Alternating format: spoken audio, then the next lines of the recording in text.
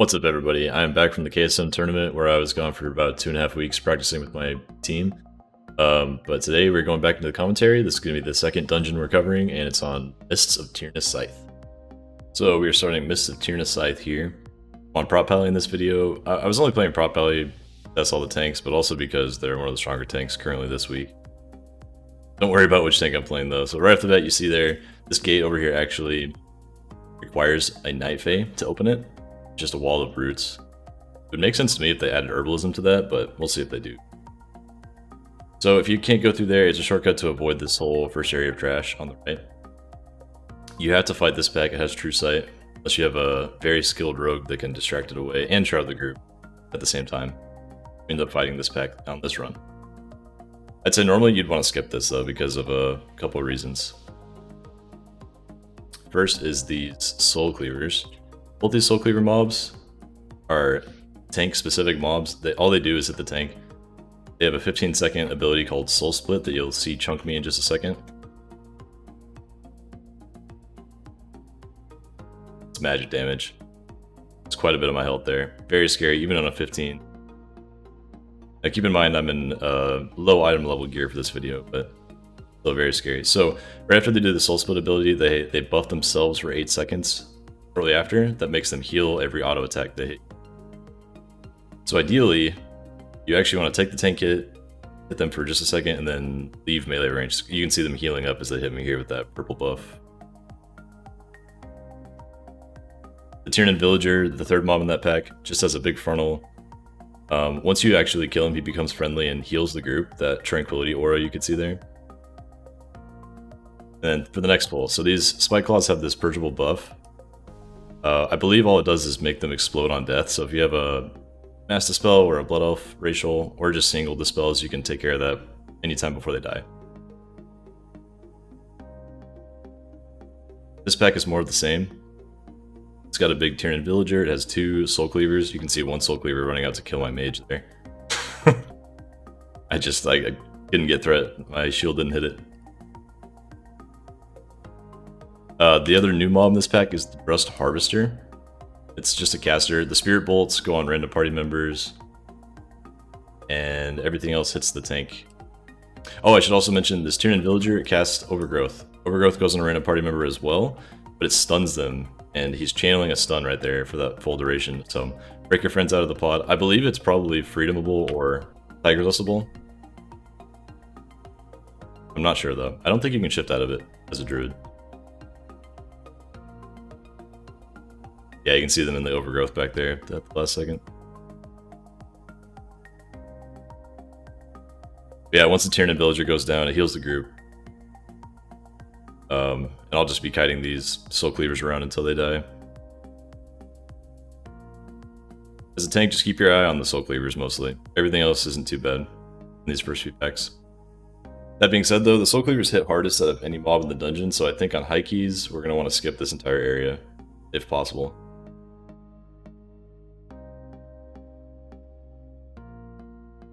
That Bewildering Pollen, you can see me just sidestep it slightly there. It's not a hard frontal to see. Got a pretty good animation, luckily. This is a pretty dangerous pack. It's got 2 Soul Splitters, I think, a big guy, and a caster. So people usually skip that. That's easy to skip. All you need is 1 CC. And then we are doing this 4-pack, even though there's 2 Soul Cleavers in here and 2 casters. It's a pretty dangerous pack, honestly. People are gonna do this maybe just for prideful timings, because once you kill this and the next pack, that'll put you right at 20% before the first boss. Otherwise, I'd say skip this. You can see the Soul Splits hitting me pretty hard there.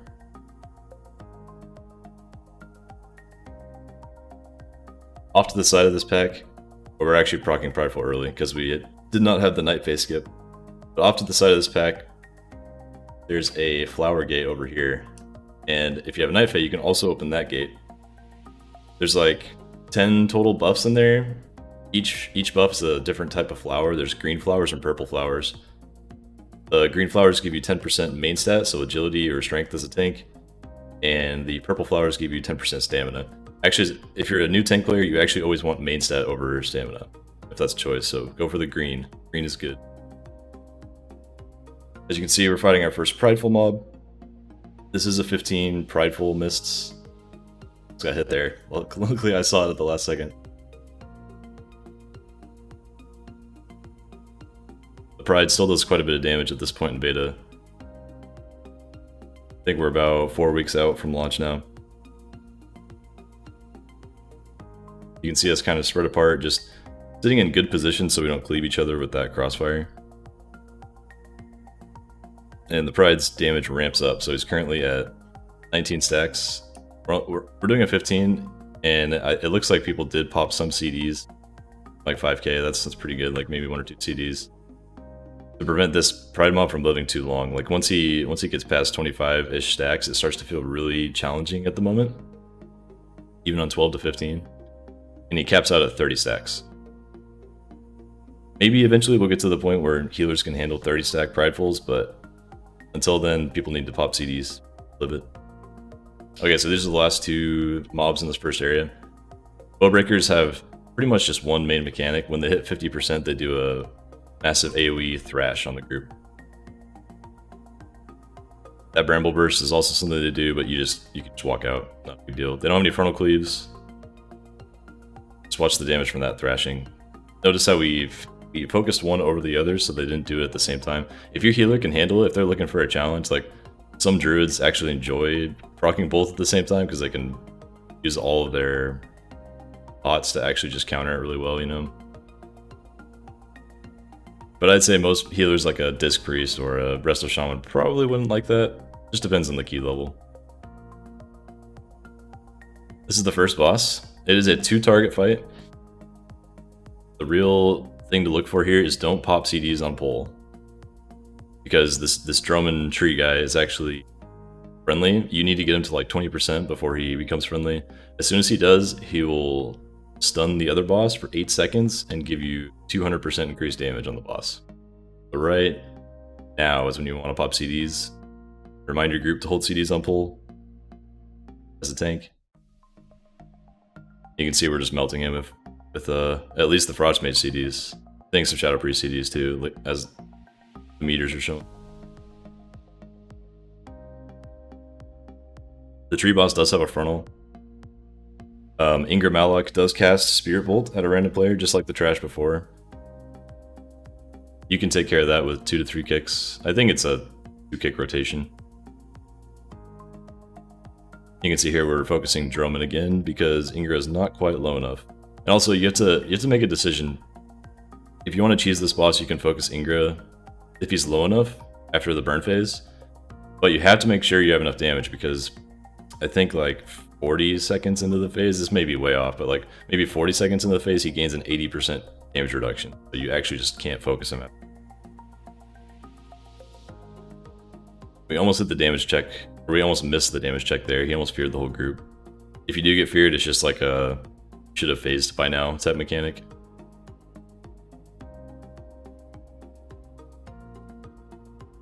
Actually, I think he did cast the fear. We just got Tremor Totem by our Resto Shaman Poggers.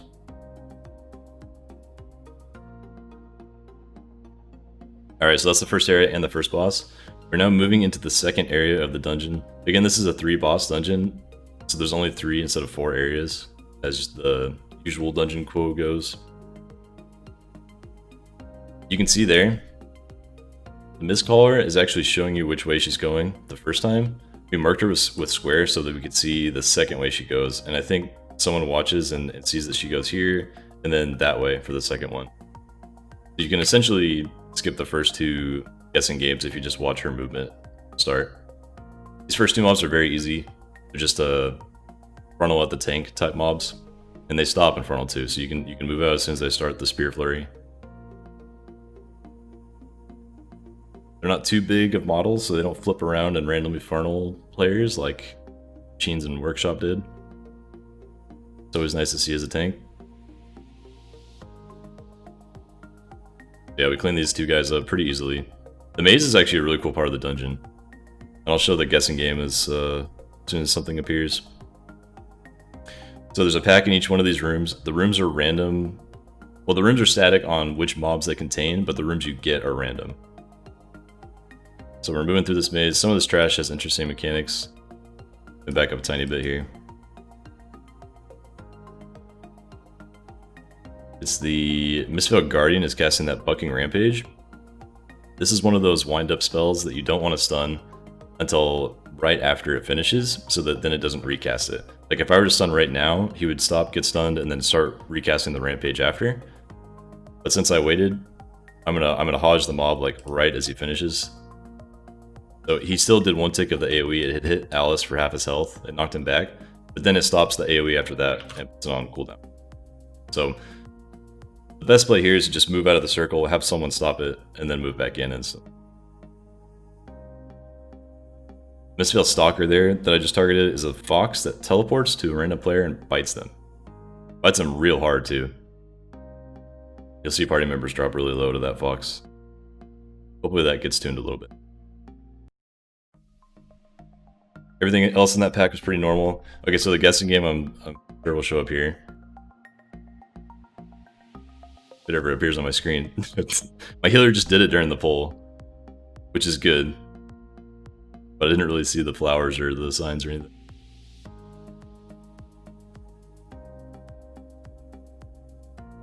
People are popping on CDs in this poll. Everything's dying. Hard to see mechanics, but there is a Stinger casting Anima Injection. You just put that circle around the player out there. I think it was like about that big around the player, and it just does ticking AoE damage. So it looked like it was dispelled pretty quickly, and then a Mass Spell came out afterwards as well. These guys doing their frontal cleaves, same type of mobs. There's not that many things to kick this area. Pretty much just Bramblethorn Coat is a 1 melee kick. You can either kick it or purge it, honestly. Not a big deal. The other one is Nourish the Forest from the Tenders. And that one you obviously need to kick. Like that's a heal spell. You know, you just look at the word and you just know that's a heal. So that's a 1 kick rotation as well on that one. We're fighting the 40% pride right now. I'm sure my healer has already done the maze. I actually get stunned there.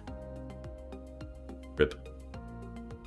That can mean death as a tank. If you ever get stunned by the pride, that can mean you're going to die as a tank quite often. Be very careful. Alright, so yeah, he'd already done the maze during that too. Gamer. Got another pack of the same types of mobs here. I haven't looked at all the routes, but in this dungeon there's probably like 7 to 8 different paths you can get through this maze. And they're not consistent with like how much count you're gonna get, how many total packs you'll fight before the boss. But it's definitely up to RNG. But it's still a good area, I bet. Another Bucking Rampage, we're gonna stop. That one actually knocked me before I was able to stop it. And there was the Nourish the Forest cast in there as well. Alright, so you can see one of the flowers here. So this is how the maze works. There's usually 4 of these total obelisks in each area. And if you have one player stand by each of them, you can look at all of them at the same time. But actually, we'll see more of that on the boss. The second boss is the same exact mechanic. This is all a lead up to that. Which is why it's a cool dungeon. It makes sense. This is more of the same mobs. We cleaned it up pretty easily on 15 with no fortified. Look at those Shadow Priest tentacles proc. I think that's a legendary from the Shadow Priest.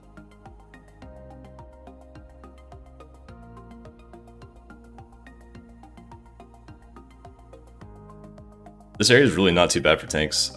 This thing alone is the only weird tank mob. Alright, so this is RNG whether you even get this mob or not. There's 3 different mini bosses. There's the Hydra like this guy. There's a big frog dude. Or there's a giant dragon. The dragon is the worst one so far. In this video I'll show you this guy. So currently this mob is like not finished. He just spams triple bite on the tank, which almost kills me there. So now I know I gotta move out of melee range. Looks like he stops moving when he casts it, so you can cheese it. So I'm gonna go in with bubble for a little bit, but after that I'm gonna just move out of his melee range right as he ends triple bite and then move back in to have him start it again. I'll move in here, he starts the cast, moving out. This is a cool thing to know as a tank to like survive stuff like this, but I highly doubt this mob will go live. That can't be intended. All he does is try to one-shot the tank. Moving out of his ridiculous long melee range here every time he finishes his cast.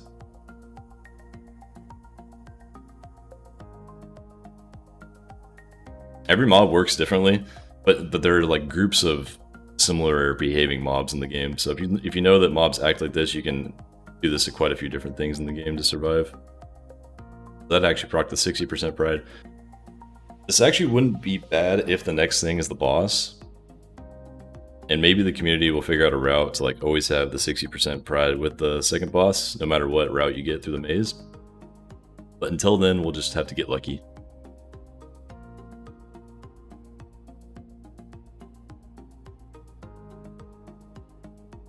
I think the guessing game mechanic here is actually really cool. Like, you can either do it as a group after you kill each pack in each Lost Woods area, like Legend of Zelda, or you can have just a sick healer and they do it while fighting the pack.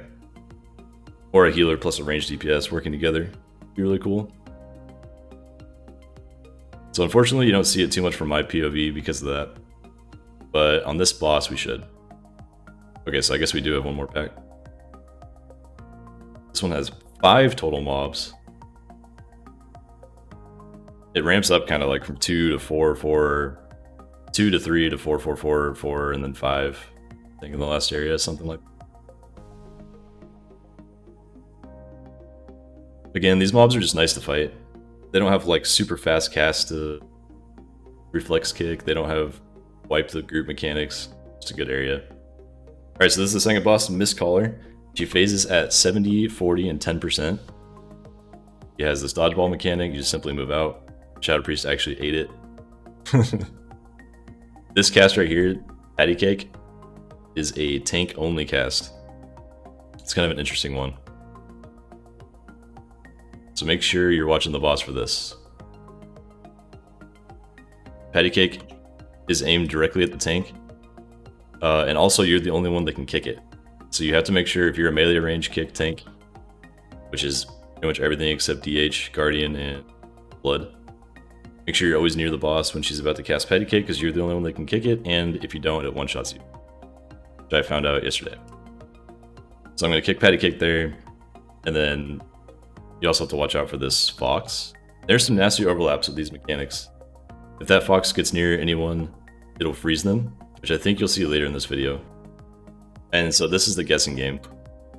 So we got one over here. Full flower with a circle. We got here a full flower without a circle. Here's an empty flower with no circle. So right off the bat, if you've already looked at 3, you know which one's out at this point anyway. So all 3 of these are flowers, so it simply has to be the one with the leaf, regardless of what else is on this one. So we're gonna head over to the leaf. It's the odd man out. And I'm gonna watch for my kick, got that. I'm back to hitting the clone. During this phase, the boss takes like 99% reduce damage. It might be less than that, I can't remember, but it's some kind of big DR. Another Fox spawns, we just use roots or CCs to keep it still. It does expire eventually, so if you have CC and it's far from the boss, you might as well just throw something at it.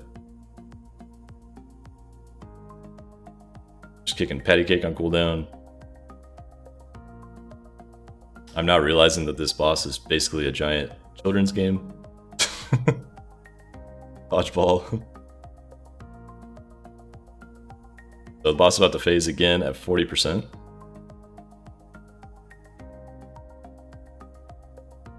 Long guessing game cast. Kick my Patty Cake.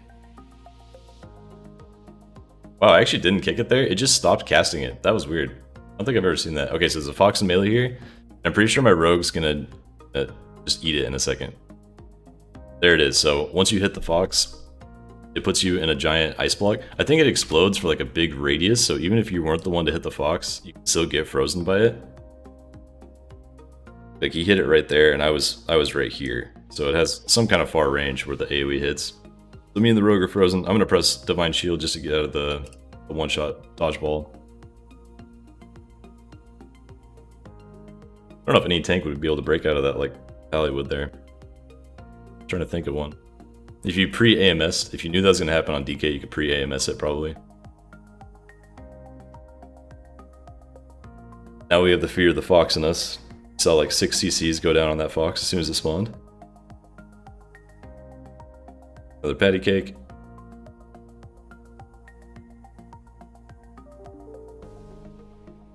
And the last guessing game is at 10%. It's kind of troll, it's at 10%. Like, people really want to kill the boss, you know?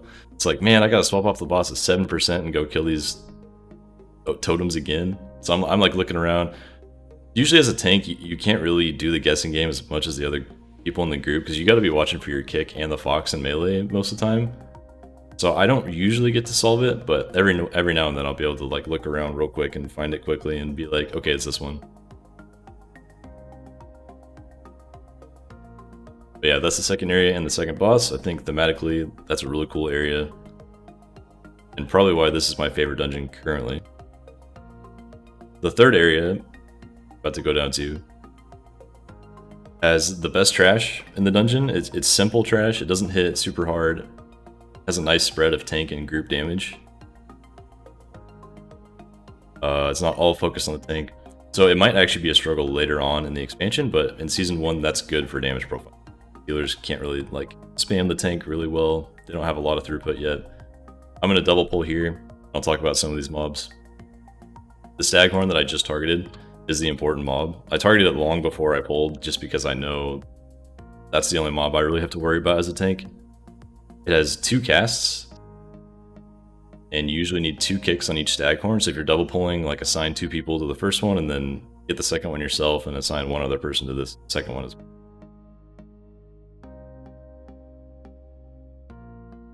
Man, I kicked it so fast I can't even pause it.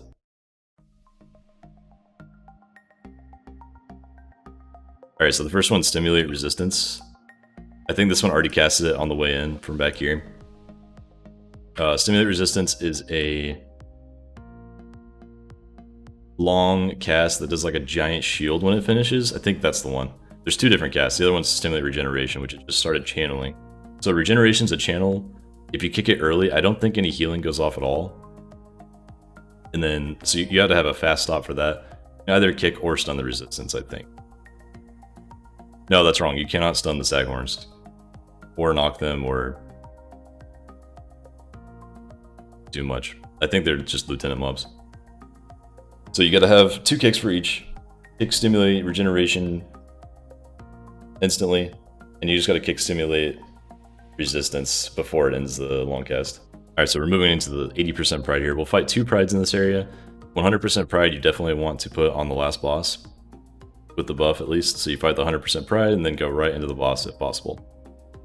So try to make it so the last pack you fight is the closest one to the boss. There's 2 packs that are close, so you luckily have options.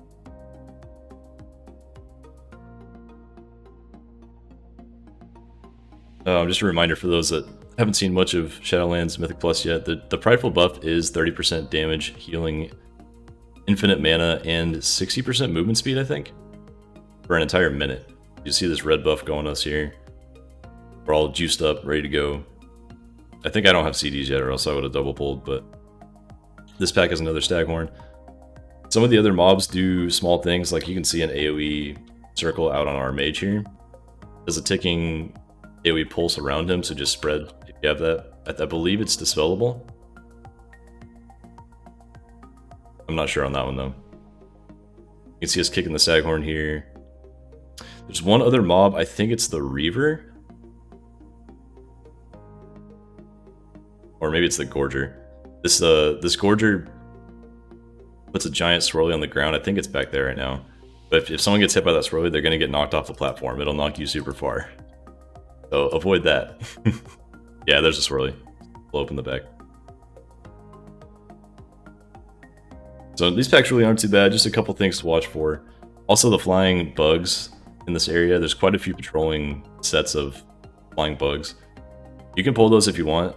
They're good for count. However, they do have some nasty poison casts on random group members. I think I'll pull a couple more here in just a minute.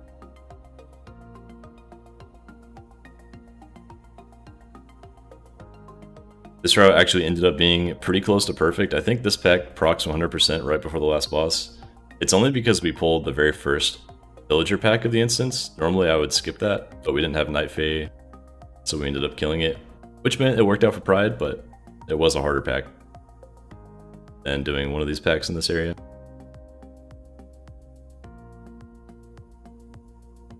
As for cooldown usage as a tank, this whole area you can pretty much pop. Honestly, the first section of the dungeon's rough, but after that you can pop offensive and spread your defensive cooldowns basically on cooldown. You don't need to hold them for anything major except this last boss, honestly. Everything else is pretty doable. The mini boss and the gauntlet, if you get the dragon, you should hold some defensives for that, but it's kind of hard to know until we've done the dungeon more.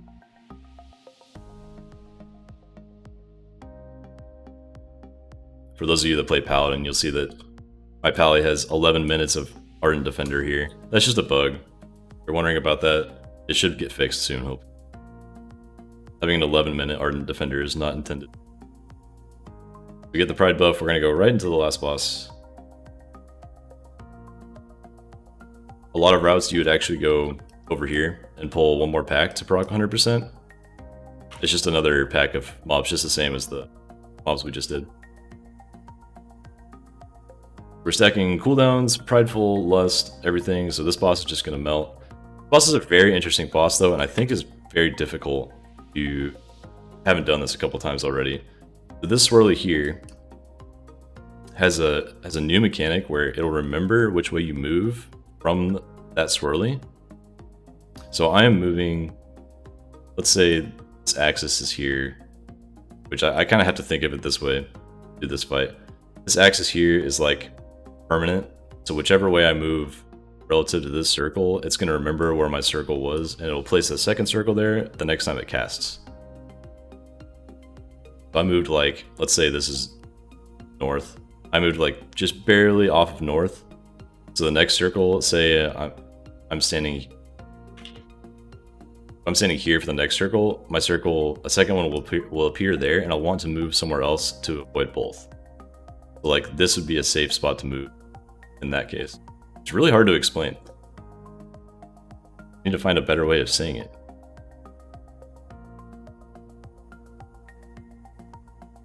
So just remember which way I moved for that first one.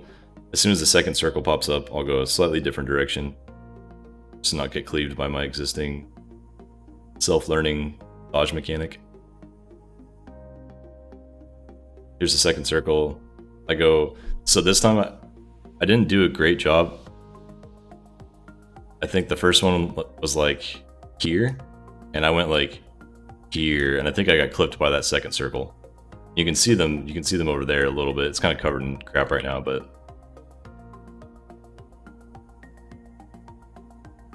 let's see if a third one lands.